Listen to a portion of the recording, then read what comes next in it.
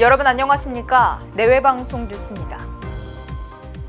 국립농산물품질관리원이 이번 설 선물과 제수용품을 중심으로 원산지 표시를 위반한 업체 400여 곳을 적발했습니다. 농관원은 지난달 22일부터 18일간 특별사법경찰관과 명예감시원을 투입한 원산지 표시 일제점검을 실시해 441곳의 위반 업체를 적발했다고 밝혔습니다. 위반 품목은 배추가 116건으로 가장 많았고 돼지고기가 111건으로 두 품목이 가장 많았던 것으로 나타났습니다. 위반 업소별로는 일반 음식점이 259곳으로 가장 많았고 이어 축산물 소매업이 40곳으로 뒤를 이었습니다. 적발업체 중 원산지를 거짓 표시한 245곳은 형사 입건했고 미표시한 196곳은 과태료 총 5,700여만 원을 부과했습니다. 전세 사기와 지속된 고금리의 여파로 지난해 전국 부동산 매매량이 역대 최저치를 기록한 것으로 나타났습니다. 오늘 상업용 부동산 전문기업 부동산 플래닛이 국토교통부 실거래가 자료를 분석한 결과 지난해 전국 부동산 매매 거래량은 총 100만 6,019건으로 2022년에 비해 8.8% 줄었습니다. 이후 국토부가 실거래가를 공개한 2006년 이후 최저 수준으로 매매 거래량이 역대 최고치를 찍은 2020년과 대비해서는 절반에 그치는 수준입니다.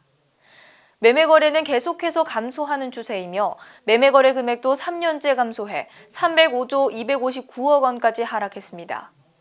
유형별로 보면 아파트를 제외하고 모든 거래 유형이 감소한 가운데 연립 다세대, 오피스텔, 상업 업무용 빌딩 순으로 감소폭이 큰 것으로 집계됐습니다. 오늘의 간추린 뉴스입니다. 서울의 높은 분양가 등의 이유로 지난해 서울에서 경기와 인천으로 이동한 인구가 32만 명을 넘는 것으로 나타났습니다. 오늘 통계청 국내 인구 이동 통계에 따르면 지난해 서울에서 경기와 인천으로 전입한 인구는 총 32만 5,317명으로 집계됐습니다. 저출산과 고령화에 따른 생산 가능 인구가 줄어들면서 우리나라의 잠재 성장률이 오는 2040년에는 0.7%까지 하락한다는 분석이 나왔습니다. 대한상공회의소 SGI는 오늘 발표한 저출산 고령화의 성장 제약 완화를 위한 생산성 향상 방안 보고서에서 인구 문제에 따른 한국 경제 성장률 추이를 전망했습니다.